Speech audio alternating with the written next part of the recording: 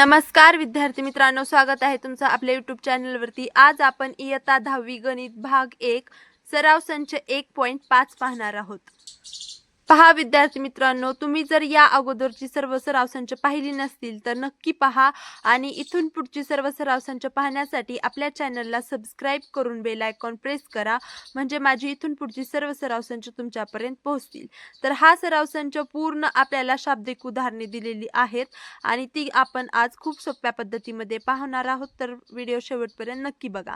तर बघा, सराव संच 1.5 मध्ये पहिला प्रश्न दिलेला आहे, दोन संख्यांमधील फरक 3 असून मोठ्या संख्येची तिप्पट आणि लहान संख्येची दुप्पट यांची बेरीज 19 आहे, तर त्या संख्या शोधा। तर बघा, आपल्याला पहिल्यांदा तर जेव्हा शाब्दिक उदाहरणं दिलेली असतात तेव्हा आपल्याला समीकरण तयार करायला पहिल्यांदा आलं पाहिजे। प्रश्न वाचत असतानाच आपल्या डोक्यात आलं पाहिजे की असं आपलं जे समीकरण आहे ते तयार होणार आहे। तर बघा, इथं पहिली अट दिलेली आहे, दोन संख्यांमधील फरक 3 असून मोठ्या संख्येची तिप्पट आणि लहान संख्येची दुप्पट यांची बेरीज 19 आहे, तर त्या संख्या शोधा। तर बघा, आपण इथं दोन ज्या संख्या आहेत त्यामधील जी मोठी संख्या आहे त्याला अगोदर x मानू। मोठी संख्या बरोबर x, लहान संख्या बरोबर y। ठीक आहे, आपण मोठी संख्या x आणि लहान संख्या y मानली। आता पहिली अट वाचा, दोन संख्यांमधील फरक 3 आहे। बघा, फरक म्हणजे काय? वजाबाकी। मग मोठी संख्या x इथे लिहा पहिल्या अटीनुसार,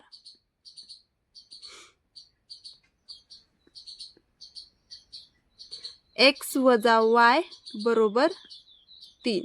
कारण दोन संख्यांमधील फरक काय सांगितलाय तर 3 आहे। तर मग पहिलं समीकरण आपल्याला काय मिळालं? x वजा y बरोबर 3, हे आपलं पहिलं समीकरण मिळालं। आता दुसऱ्या अटीनुसार,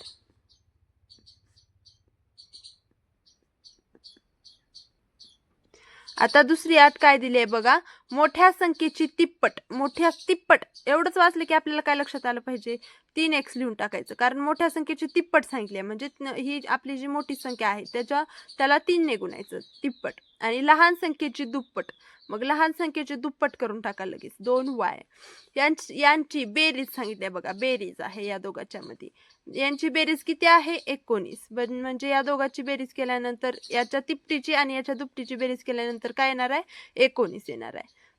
तर त्या संख्या शोधा। बघा, आपल्याला दोन समीकरण मिळाली की नाही? किती सोपं होतं समीकरण मिळवणं। बघा, काय अटी दिल्या त्या प्रश्नामध्ये त्या आपल्याला एकदम छान वाचायच्या आहेत अगोदर, तर मग लक्षात येईल आपल्या की आपल्याला समीकरण कसं तयार करायचं आहे। बघा, आता दोन समीकरण मिळाली। आता हे समीकरण मिळाल्यावर तुम्हाला सोडवता येतातच। आता आपण जसं सराव संच 1.1 मध्ये समीकरण सोडवली होती त्या पद्धतीत सोडवायचं आहे। तर बघा, x वजा y बरोबर 3, याचा सहगुणक आपण याच्या सहगुणक, बघा इथं x y रिकामा आहे, याला किती ने 3 न गुणलं तर इथं 3 येईल, म्हणजे x चे सहगुणक सारखे होतील। आणि याला जर या समीकरणाला 2 ने गुणलं तर इथं y चं जे समीकरण आहे ते सारखं होईल। आपण 2 ने गुणूया, कारण इथं चिन्ह पण वेगवेगळे आहेत, म्हणजे आपल्याला जे समीकरण सोडवणं आहे ते सोपं जाईल। तर बघा, समीकरण 1 ला 2 ने गुणू। तर बघा, आपण सराव संच 1.1 खूप छान पद्धतीमध्ये सोडवलाय। तर हे गणित तुम्हाला आता येतच असतील, कारण समीकरण हे सोडवणं खूप सोपे आहेत आणि आपण शिकलेली सुद्धा आहेत।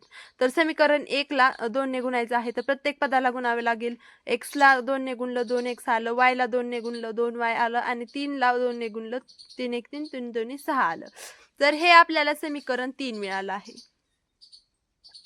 तर आता समीकरण 3 आणि 2 ची बेरीज केल्यानंतर आपल्याला x किंवा y चं उत्तर मिळेल। बघा, समीकरण 2 अधिक समीकरण 3 करू।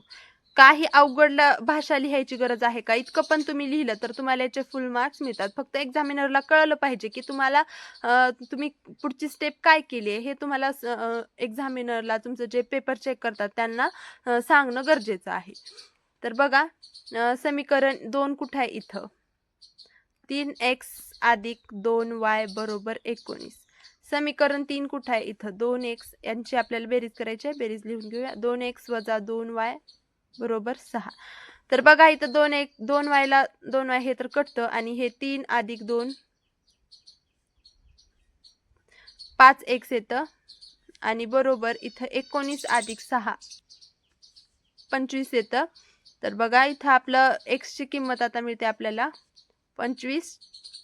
हे x इकडे जाऊन हे 5 इकडे जाऊन भागाकारामध्ये जातं 5 5 25. म्हणजे x ची किंमत काय मिळाली आपल्याला 5.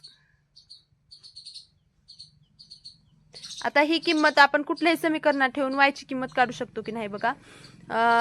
x बरोबर 5 ही किंमत समीकरण 1 मध्ये ठेवू.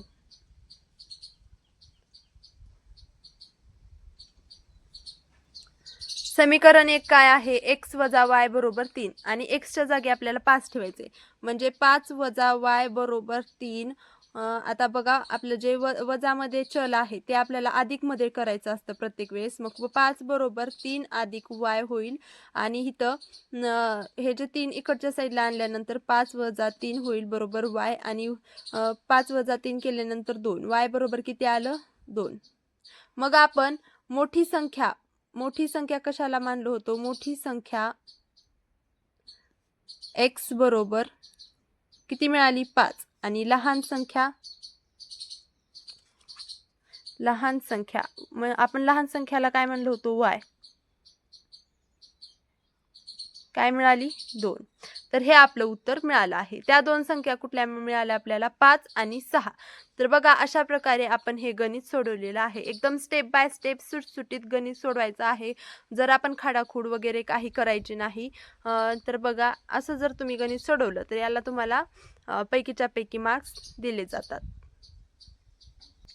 गणित क्रमांक 2 सोडवायचा आहे. आता इथं आपल्याला कृती दिलेली आहे आणि ती पूर्ण करायला सांगितली आहे. मी आयत आहे म्हणजे एक हा आयत आहे आणि याच्या बाजूंची माप दिलेली आहेत आपल्याला. तर इकडच्या बाजूचं माप आहे 2x अधिक y अधिक 8. इथं आहे 4x वजा y आणि x अधिक 4 आणि 2y. तर बघा मी आता इथं काय दिलेलं आहे पुढं x आणि y च्या किमती काढायला सांगितले आणि माझे क्षेत्रफळ व परिमिती काढा म्हणजे आयताचे क्षेत्रफळ आणि परिमिती काढायचं आहे. इथं आता प्रश्न वाचल्या तुमच्या डोक्यात पहिलं तर काय आलं पाहिजे? आयत आहे म्हणजे याच्या विरुद्ध बाजू ज्या आहेत त्या सारख्या असल्या पाहिजेत. मग ते लिहून घ्यायचं आहे. पहिल्यांदा आयत असल्यामुळे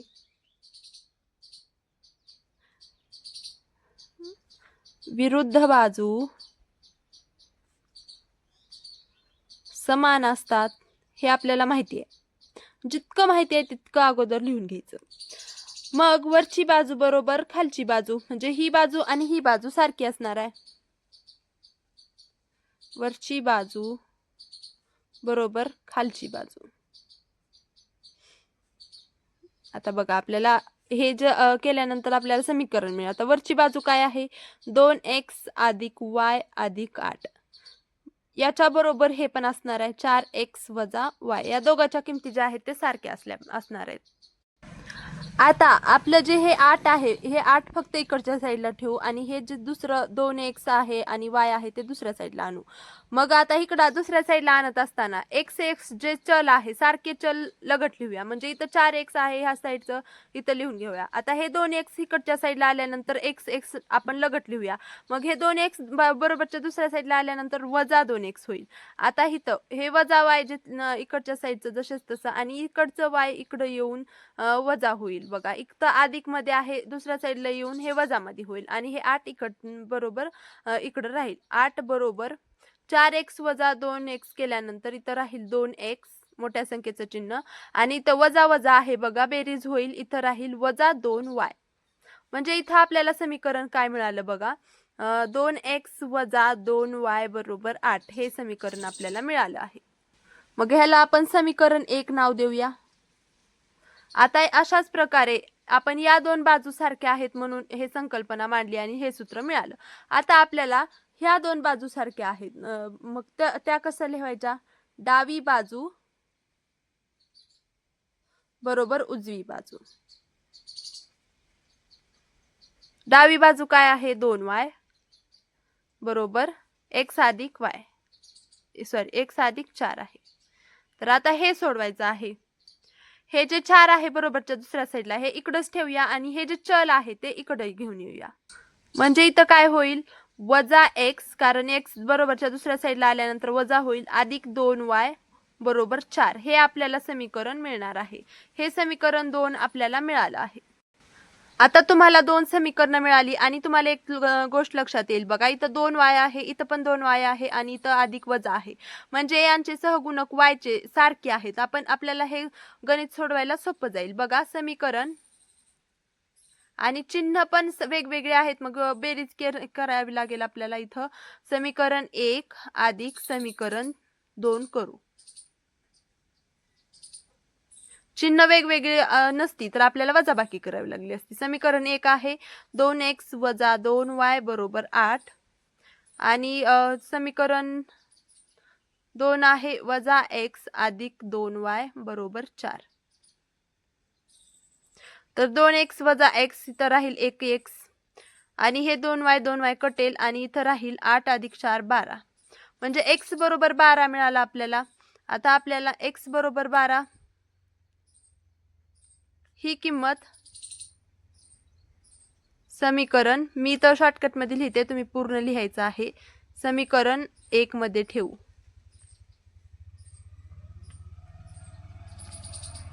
समीकरण 1 आपल्याकडे आहे 2x वजा 2y 2x वजा 2y बरोबर 8.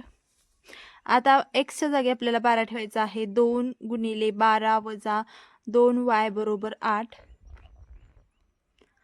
12 दुने 24 वजा 2y बरोबर 8 आणि आपल्याला हे जे चल आहे ते कधी पण धनमध्ये ठेवायचं असतं. मग इथं ऋणमध्ये आहे, दुसऱ्या साईडला घेऊन गेल्यानंतर हे आपलं धनमध्ये होईल. मग इथं 24 राहील, हे 8 इकडं आल्यानंतर वजामध्ये होईल आणि हे 2y तिकडं बरोबरच्या दुसऱ्या साईडला गेल्यानंतर अधिकमध्ये होईल. मग 24 वजा 8 इथं राहील 16 बरोबर 2y आणि इथं आता 2 इकडच्या साईडला आल्यानंतर 16ला भागाकारामध्ये जाईल, बेक बे 16 आणि y बरोबर आपल्याला मिळेल 8. x बरोबर 12 आणि y बरोबर 8 आपल्याला इथं मिळाला आहे. आता आपण x आणि y च्या किमती काढलेल्या आहेत. आता आपल्याला क्षेत्रफळ आणि परिमिती काढायची आयताची. तर आयताचे क्षेत्रफळाचं सूत्र आहे आयताचे क्षेत्रफळ. आयताचे क्षेत्रफळ बरोबर लांबी गुणिले रुंदी, लांबी गुणिले रुंदी. आता बघा लांबी जी आहे ती आपण ही लांबी जी आहे ती घेऊया 4x वजा y मध्ये ठेवून याची लांबी काढूया आणि 2y मध्ये ठेवून रुंदी काढूया. तर लांबी आहे 2x वजा y गुणिले रुंदी आहे 2y. तर बघा आता x च्या जागी x ची किंमत ठेवा, y च्या जागी y ची, म्हणजे 2 गुणिले 12 वजा 8 गुणिले 2 गुणिले 8, 12 दुने 24 वजा 8 16, 8 दुने 16. इथं 4x आहे, आपण इथं 2x घेतलंय, सॉरी माझी मिस्टेक. तर 12 1 12 12 2 24 12 3 36 12 चौक 48 वजा 8 इथं राहील 40 आणि 40 गुणिले 16 आपल्याला करायचे. 40 गुणिले 16 केल्यानंतर येईल इथं 640, म्हणजे परिमिती किती आली 640 चौ एकक, सॉरी क्षेत्रफळ. आता परिमिती काढायची आहे. आयताच्या परिमितीचं सूत्र आहे 2 गुणिले लांबी अधिक रुंदी. तर इथं लांबी आपण बघा, इथं 2 गुणिले लांबी आपली इथं निघाली होती इथं 40 अधिक रुंदी आपली निघाली 16. तर 40 2 गुणिले 40 अधिक 16. तर बघा इथं 2 गुणिले लांबी अधिक रुंदी होतं, तर 40 अधिक 16 इथं होईल 2 गुणिले 40 अधिक 16 40 50 56 आणि 50 आणि 50 60 सॉरी 100 आणि 6 6 12 म्हणजे 112 आपली इथं परिमिती येईल. तर परिमिती आली आपली 112 आणि क्षेत्रफळ आलं 640. वायची किंमत 8 आणि एक्सची किंमत 12. तर अशा प्रकारे आपण गणित क्रमांक 2 हे सोडवलेलं आहे. यामध्ये काही अडचण असेल तर मला कमेंटमध्ये विचारू शकता. गणित क्रमांक 3, वडिलांच्या वयामध्ये मुलाच्या वयाची दुप्पट मिळवल्यास बेरीज 70 येते आणि मुलाच्या वयामध्ये वडिलांच्या वयाची दुप्पट मिळवल्यास बेरीज 95 येते. तर बघा आपल्याला काय काढायला सांगितलं आहे, मुलांचे आणि वडिलांचे वय दोघांचेही वय काढायचं आहे. तर अगोदर आपल्याला वडिलांचे वय बरोबर x मानायचं आहे आणि मुलाचे वय बरोबर y मानायचं आहे. आणि आता आपल्याला समीकरण तयार करायचं आहे. पहिल्या अटीनुसार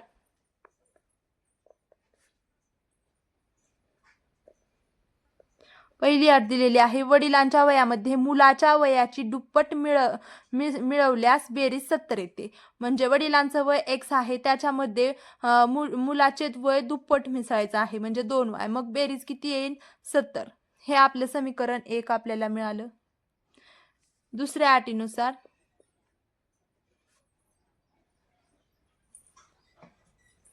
दुसरी अट काय दिली, मुलाच्या वयामध्ये वडिलांच्या वयाची दुप्पट मिळवल्यास बेरीज 95 येते.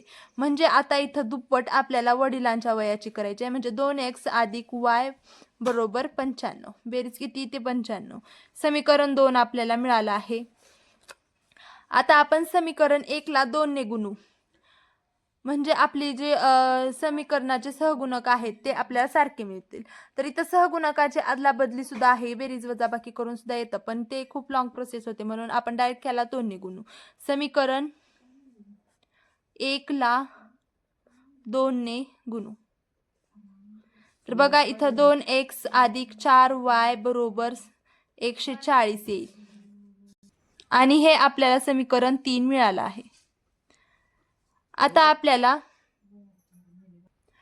समीकरण 3 वजा समीकरण 2 करायचं आहे. समीकरण 3 इथं आहे, 2x अधिक 4y बरोबर 140 वजाबाकी करायचे आहे 2x अधिक समीकरण 2 घ्यायचं आहे y बरोबर 95. तर वजाबाकी केल्यामुळे खालच्या सर्व संख्यांची पदांची जे चिन्ह आहेत ते बदलतात आणि हे 2x ला 2x कटलं, 4y अधिक सॉरी इथं वजा आहे, इथं राहिलं 3y बरोबर इथं 140 मधून 95 गेले, इथं राहिले 45. आता y बरोबर 45 भागिले 3, y बरोबर आपल्याला मिळेल 3 1 3 3 1 3 आणि इथं उरलं 1, 3 5 15 म्हणजे इथं राहिलं 15. y बरोबर 15 मिळाला आहे. आता आपल्याला काढायची आहे x ची किंमत. तर y बरोबर 15 ही किंमत समीकरण 1 मध्ये ठेवू. ठीक आहे. तर समीकरण 1 आहे x अधिक 2y बरोबर 70. तर x अधिक 2 गुणिले 15 बरोबर 70. x अधिक 15 दुने 30 बरोबर 70 आणि x बरोबर 70 वजा 30, x बरोबर 40. तर x बरोबर आपण वडिलांचं वय मानलं होतं म्हणजे वडिलांचं वय आलं 40 आणि मुलाचं वय आलं 15.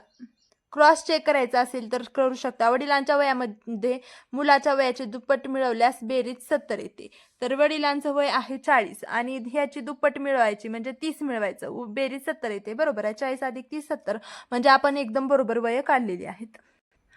गणित क्रमांक 4 आहे, एका अपूर्णांकाचा छेद हा अंशाच्या दुपटीपेक्षा 4 ने मोठा आहे. जर अंश आणि छेद दोन्ही 6 ने कमी केले तर छेद हा अंशाच्या 12 पट होतो, तर तो अपूर्णांक काढा. तर आता आपल्याला काय अटी दिल्या आहेत बघायचं आहे पहिल्यांदा तर, आणि त्यानुसार आपल्याला अंश आणि छेद म्हणजे बघा इथं अंशाला x मानू आपण, अंश बरोबर x आणि छेद बरोबर y मानू. आता हे आपण मानलं. आता याच्यानुसार आपल्याला पहिल्या अटीनुसार समीकरण मिळवायचे आहे. पहिली अट काय आहे? एका अपूर्णांकाचा छेद हा अंशाच्या दुपटीपेक्षा 4ने मोठा आहे. छेद हा अंशाच्या दुपटीपेक्षा 4ने मोठा आहे. छेद काय आहे आपला y आणि छेद हा अंशाच्या दुपटीपेक्षा, अंश म्हणजे 2x केला तर दुपटीपेक्षा 4ने मोठा, म्हणजे अंशामध्ये अंश दुप्पट करून त्याच्यामध्ये 4 मिसळावं लागेल, मग तेव्हा आपलं जे छेद आहे तो येईल. ही झाली पहिली अट.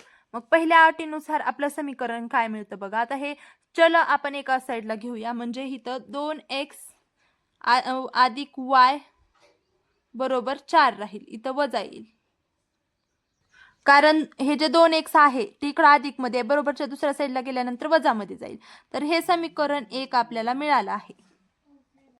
आता दुसरी अट बघायची आहे. दुसऱ्या अटीनुसार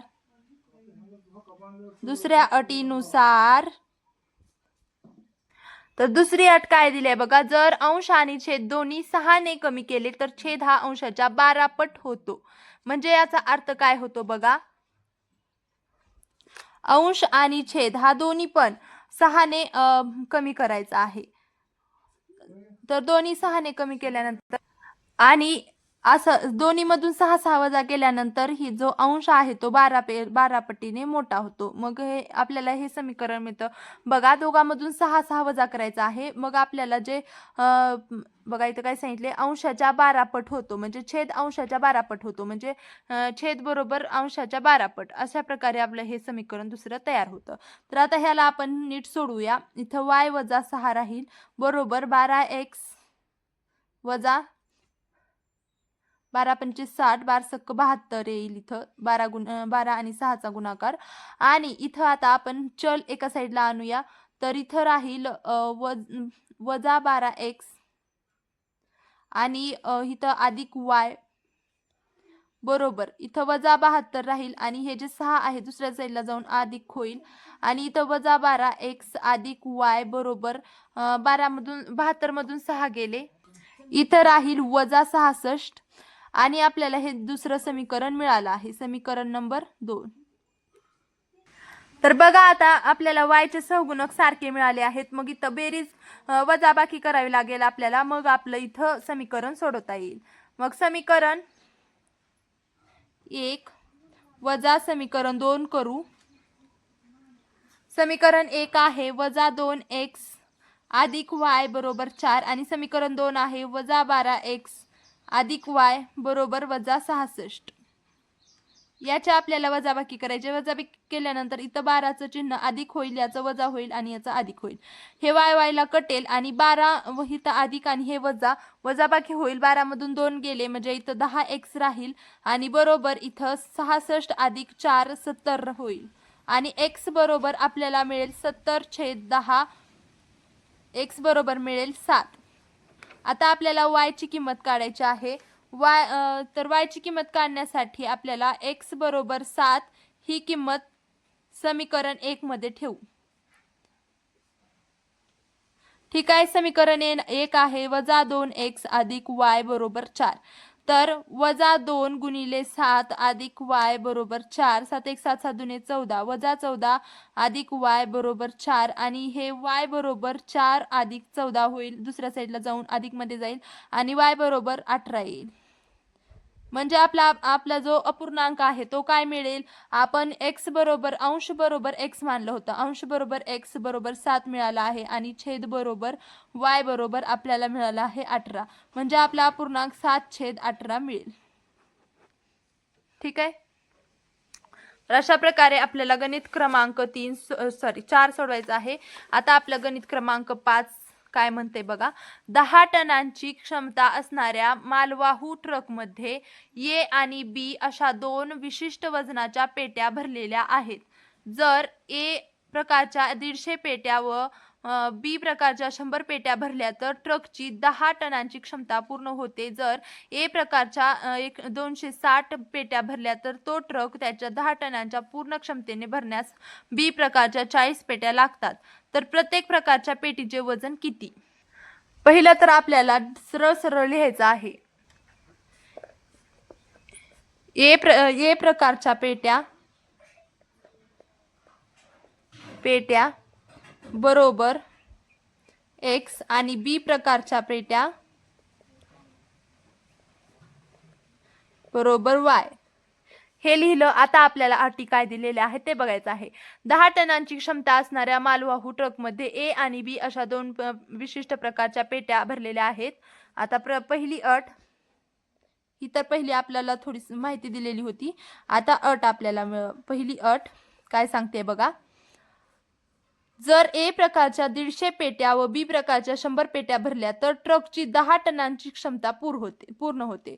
म्हणजे ए प्रकारच्या 150 150 एक्स अधिक 100 वाय बरोबर 10 टन होतं.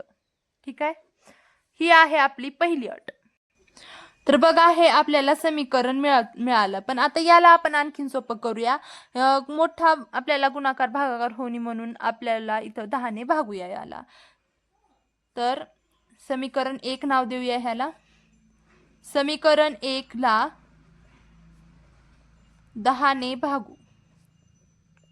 10 ने भागून आपल्याला इथं मिळेल 15x, इथं मिळेल 10y बरोबर 1. समीकरण 2 आपल्याला मिळेल. नंतर पुढची अट बघायची आहे. आपल्याला काय दिली आहे. जर ए प्रकारच्या 260 पेट्या भरल्या तर तो ट्रक त्याच्या 10 टनांच्या पूर्ण क्षमतेने भरण्यास बी प्रकारच्या 40 पेट्या लागतात. तर दुसरी अट काय दिली. दुसऱ्या अटीनुसार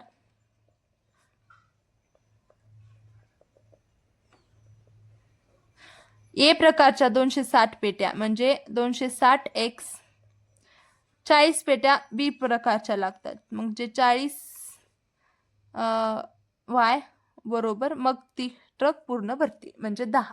तर याला पण आपण समीकरण 3 नाव देऊया आणि समीकरण 3 ला पण 10 ने भागूया. 10 ने भागू. मग इथं मिळेल 26x अधिक 4y बरोबर 1. समीकरण 5 आपल्याला मिळेल. आता समीकरण 2 आणि 5 आपले मेन समीकरण आहेत. तर आता या समीकरणांचे सहगुणक आपल्याला सारखे करून घ्यायचे आहेत कुठल्याही एका चलाचे. इथं आहे 15, इथं आहे 26 आणि इथं आहे 10 आणि इथं आहे 4. सहगुणक 1 करण्यासाठी आपल्याला समीकरण 2 ला 2 ने गुणावं लागेल आणि समीकरण इथं 4. समीकरण 4 ला आपल्याला 5 ने गुणावं लागेल. तर इथं लिहू समीकरण 2 ला 2 ने व समीकरण 4 ला 5 ने गुणू. तर समीकरण 2 ला 2 ने गुणल्यानंतर 15 दुने 30x अधिक 40y बरोबर 10 दुने 20y आणि इथं 2. समीकरण 5. आता समीकरण 4 ला 5 ने गुणून 26 गुणिले 5 करायचं आहे.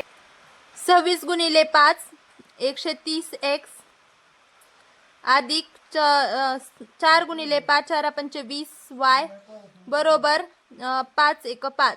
समीकरण 6. आता समीकरण 6 मधून आपण समीकरण वजा समीकरण 5 करू.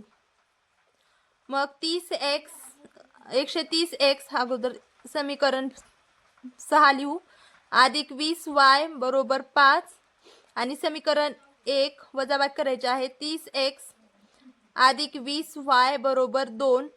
वजाबाकी केल्यानंतर इथं वजा वजा वजा होईल. 130x वजा 30 100x.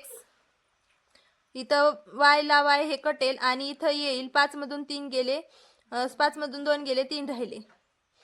x बरोबर 3/100 येईल. y ची किंमत काढण्यासाठी x बरोबर 3/100 ही किंमत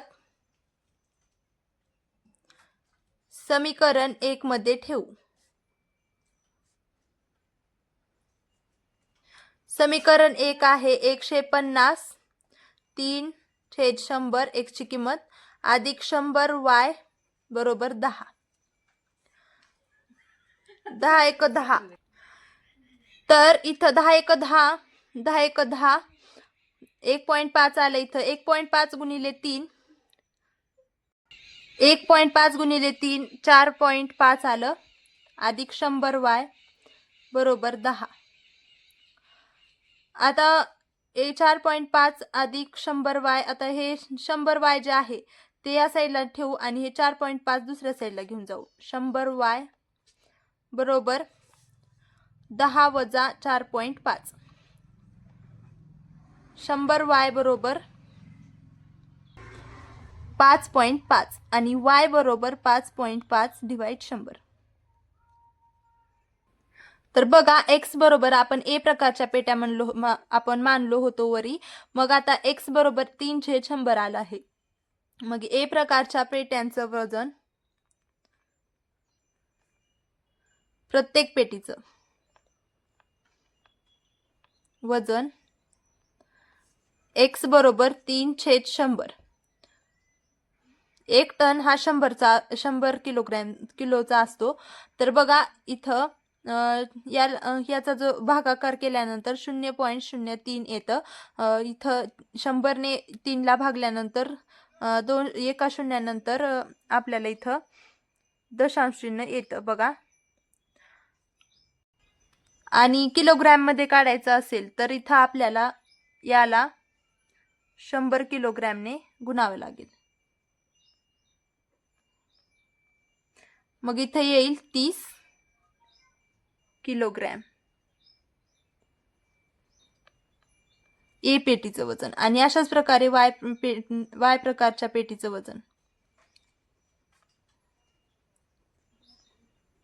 वजन बरोबर काय आलं आहे 5.5 डिवाइड 100. तर इथं खाली 100ने भागायचं आहे. म्हणजे इथं का आपलं जे दशांश चिन्ह आहे ते 2 घराने इकडे जाईल. म्हणजे इथं काय येईल 0.055 येईल. इथं होतं दशांश चिन्ह 1-2 घराने इकडे गेलं. आणि किलोग्रॅम मध्ये काढायचं असेल तर याला 100 किलोग्रॅमने गुणायचं.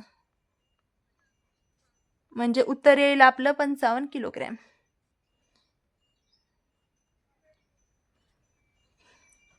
तर अशा प्रकारे प्रश्न क्रमांक 5 आपण सोडवलेला आहे. प्रश्न क्रमांक 6 वाचायचा आहे. विशालने 1900 किलोमीटर प्रवासापैकी काही अंतर बसने तर उरलेले अंतर विमानाने पूर्ण केले. बसचा सरासरी वेग 60 किलोमीटर दर तास आहे तर विमानाचा सरासरी वेग 700 किलोमीटर दर तास आहे. जर हा प्रवास त्याने 5 तासांत पूर्ण केला असेल तर विशालने बसने किती किलोमीटर प्रवास केला असं आपल्याला विचारलं आहे. बसचा प्रवास आपल्याला काढायचा आहे. तर सर्वात अगोदर आपल्याला इथं लिहायचं आहे बसने केलेला प्रवास. बसने केलेला प्रवास बरोबर x किलोमीटर आणि विमानाने केलेला प्रवास बरोबर y किलोमीटर. मग आता आपल्याला पहिली अट काय दिली आहे बघा. पहिल्या अटीनुसार विशालने 1900 किलोमीटर प्रवासापैकी काही अंतर बसने तर उरलेले अंतर विमानाने पूर्ण केले. पहिली अट आहे की त्याने 1900 किलोमीटर प्रवास केला आहे आणि तो बस प्लस विमान दोन्हीने केलेला आहे. किती केलेला आहे 1900. म्हणजे हे पहिलं आपल्याला समीकरण मिळालं आहे. आता दुसऱ्या अटीनुसार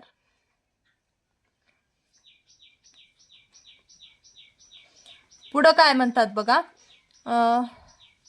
बसचा सरासरी वेग 60 किलोमीटर दर तास आणि विमानाचा 700 किलोमीटर दर तास आहे. तर हा प्रवास त्याने 5 तासांत पूर्ण केला.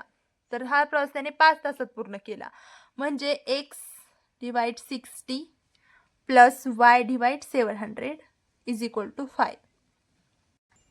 तर हे जे समीकरण आहे आपल्याला इथं वेळेमध्ये सांगितलं, इथं किलोमीटर मध्ये सांगितलं आहे 1900 किलोमीटर. म्हणजे आपण इथं बसने इतके किलोमीटर आणि विमानाने एवढं किलोमीटर म्हणजे किलोमीटर मध्ये लिहिलं आहे. मग आता इथं आपल्याला वेळेमध्ये सांगितलं आहे तर इथं आपण हे सूत्र वापरायचं आहे. वेळ बरोबर अंतर भागिले वेग. मग इथं आपलं जे अंतर आहे आपल्याला माहिती नाही ते आपण x मानलं आहे आणि वेग माहिती आहे प्रति तास 60 किलोमीटर. मग अशा प्रकारे आपण जे अंतर आहे ते 60 किलोमीटर आणि विमानाने 700 किलोमीटर अशा प्रकारे 5 तासात कंप्लीट केलेलं आहे. मग हे आपलं समीकरण पहिलं तयार होतं. म्हणजे बघा x किलोमीटर जाण्यासाठी लागणारा जो वेळ आहे x किलोमीटर तो आपल्याला माहिती नाही. जितके किलोमीटर गेलो अंतर तितकं घ्यायचं आणि नंतर प्रत्येक तासाला किती किलोमीटर गेलो आहेत आपण 60 किलोमीटर. मग ते खाली लिहायचं आहे आपल्याला. बघा अंतर भागिले 7 म्हणजे अंतर भागिले वेळ आपल्याला जो वेळ लागणार आहे वेग तो घ्यायचा आहे. म्हणजे आपण एका तासाला 60 किलोमीटर जातो. बघा आपला वेग काय आहे ताशी इथं विमानाचा 700 आणि इथं ताशी 60 आहे आणि अंतर आपण किती गेला आहे ते माहिती नाही. ते आपल्याला आता x आणि y च्या किमती जेव्हा निघतील तेव्हा कळेल. आणि हे जे अंतर दोघांचं मिळून किती येणार आहे 5 कारण हा जो प्रवास आहे त्यानं सर्व 5 तासात कंप्लीट केला आहे. तर हे आपल्याला समीकरण 2 मिळालं आहे. तर या समीकरणाला आपण आणखीन सोपं करूया. तर बघा तिरकस गुणाकार करूया. इथे येईल 700x अधिक 60y 7 सक्क 42 1 2 3 0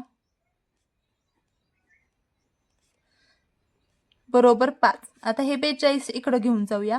700x अधिक 60y बरोबर 42 गुणिले 5 इथे येईल 21 1 2 3 4 2,10,000. आता या सर्वाला आपण 10 ने भागूया. 1 1 0 कमी होईल. इथं 70x अधिक इथं 6y बरोबर इथं 1 2 3 4 शून्य आहेत. इथं राहतील 3च शून्य. मग हे समीकरण 2 आपल्याला मिळालं. तर बघा आता समीकरण 1 ला आपण 6 ने गुणल्यानंतर आपल्याला y चे सहगुणक सारखे भेटतील. मग समीकरण 1 ला 6 ने गुणू. मग 6 ने गुणल्यानंतर इथं येईल 6x अधिक 6y बरोबर 1900 ला 6 ने गुणा. तर इथं येईल 1900 गुणिले 6 केल्यानंतर 11,400. इथं आलं आहे 2100. आता हे समीकरण 3 आपल्याला मिळालं आहे. मग आता समीकरण 3 आणि समीकरण 2 ची वजाबाकी करू. समीकरण 2 वजा समीकरण 3 तर बघा समीकरण 3 आहे 6x अधिक 6y बरोबर 11,400. अगोदर आपल्याला समीकरण 2 लिहायचं होतं. आपण इथंच लिहूया. वजाबाकी करायची या दोघांची.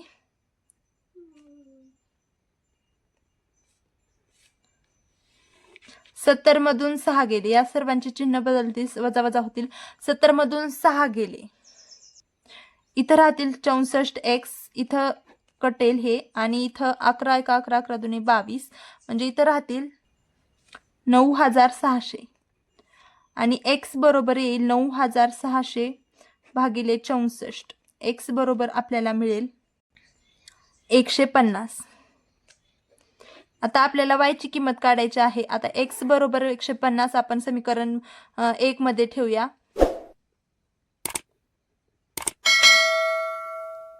समीकरण 1 आहे x अधिक y बरोबर 1900. मग x आपले 150 आहे अधिक y बरोबर 1900.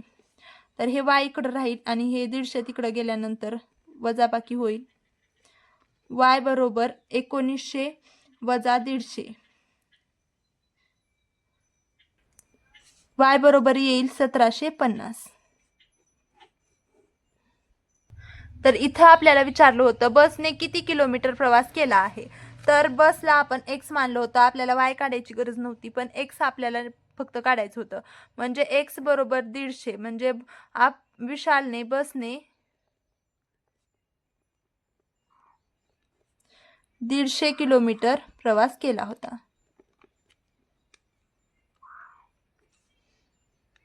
हे आपलं उत्तर आलेलं आहे. तर अशा प्रकारे आपण सराव संच 1.5 इथं पूर्ण केलेला आहे. पुढचे सराव संच पाहण्यासाठी आपल्या चॅनलला सबस्क्राईब करून बेल आयकॉन प्रेस करा आणि या व्हिडिओला लाईक शेअर सबस्क्राईब नक्की करा. भेटूया पुढच्या व्हिडिओमध्ये. धन्यवाद.